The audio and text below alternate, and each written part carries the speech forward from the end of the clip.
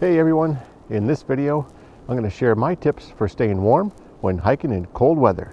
Let's go.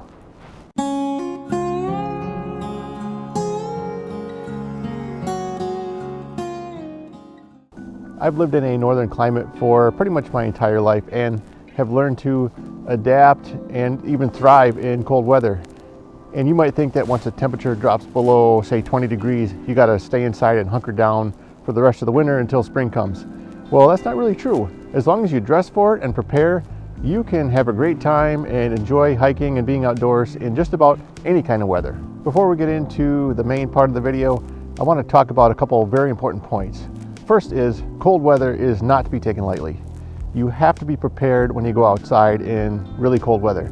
You can end up with hypothermia or frostbite, which can both have serious consequences. So make sure you take it seriously and are prepared before you go outside in really cold weather. Second, being outside in the freezing cold requires some trial and error on your part. I'm going to give you some great tips today, but the same solutions that work for me may not work exactly for you. So the important point here is try things out in a less risky situation. So go for shorter hikes, maybe near civilization or within cell phone range, before you go out venturing for an all-day hike in the cold. 3, this video is focused on hiking in cold weather and not on camping in cold weather. And there's 2 reasons for that. One is I think most people are more interested in being able to get out and do a day hike and enjoy themselves and not get too cold. And secondly, if you're somebody who camps in frigid weather, you probably already know what you're doing and you're not going to get too many tips from me. So let's get started. We're going to start with our feet and work our way up in terms of how to dress for cold weather.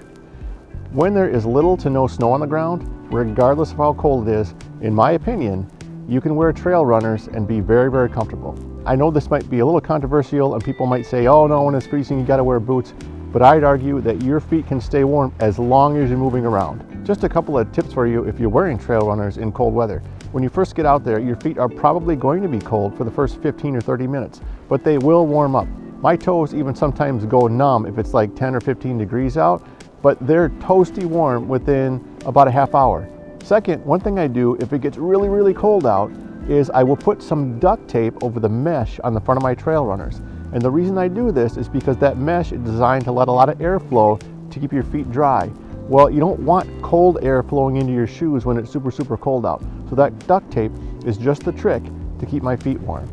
Now, when you get over an inch or 2 of snow, trail runners, to me, are no good anymore. The reason is because the snow will get on top of the shoes, it'll melt and get wet. And wet feet in cold weather do not work together at all. When the snow gets a little bit more than that, say like 3 inches plus, now you're going to get snow inside your shoes, and you don't want that either. When it gets like this, my suggestion is to move to more of a hiking boot. Something that's waterproof and has a high ankle around it. That will keep your feet dry, and it'll also prevent the snow from getting in the top of your shoe as best as possible. In extreme conditions, higher snows, really, really cold, in that situation, I recommend a winter boot. Now, you're not going to be able to hike as big of miles wearing a big clunky winter boot, but it will keep your feet warm and dry and comfortable throughout the day. Now moving on to socks. I typically wear 1 pair and 1 pair only of socks. A lot of people like to put 2 or even 3 pairs of socks on. And I know it sounds counterintuitive to only wear 1 pair, but the reason being is that will keep the circulation going in your feet much better. Your shoes were not designed, in most cases, to handle multiple pairs of socks. So if you cram all that stuff in there and you constrict the blood flow in your feet, they're going to get cold. I used to wear 2 pairs of socks when I was a kid, and I could never figure out why my feet were always numb. And then it dawned on me, hey, better circulation, warmer feet. I wear 1 pair now, and my feet almost never get cold as long as I'm moving around. The type of socks I wear are just a standard pair of darn tough wool socks until it gets to be about below 10 degrees. At that point, I will move to something thicker, like a heavy wool sock. The trick here is to loosen up your shoelaces to make room for those thicker socks. That'll make sure you have the proper circulation to keep your feet warm. Once you start moving to the rest of the body, it's all about layers. And the reason that you want to wear layers is because it helps keep you warm and also allows you to add or remove layers if you get too warm or too cold. And that's really important.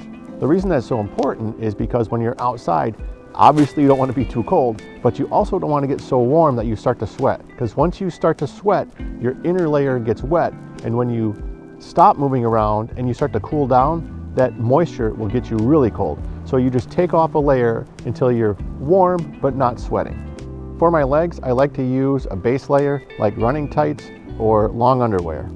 From there, I just use my regular hiking pants, and just that combination alone is good to even below 30 degrees, probably even closer to 20, 25 degrees. Once it gets colder than that, now you can start thinking about putting on some snow pants. I know that seems a little bit excessive, and you will get super warm walking around in snow pants, but if you want to be outside in really cold weather, that's one way that you can do it. Moving on to the top, I like to go with just a standard base layer and then another base layer on top of that. Then I wear like a warm top, and then on top of that, a puffy jacket. And that's going to be pretty good up to pretty frigid temperatures. The fabrics I use, no cotton at all, just your standard performance type fabrics. You can use like the skin tight stretchy stuff for your first base layer, and then maybe some performance long sleeve t-shirts over the top of that. I always take my Patagonia Capilene 3/4 zip hoodie with me everywhere I go, because I love that thing and keeps me warm.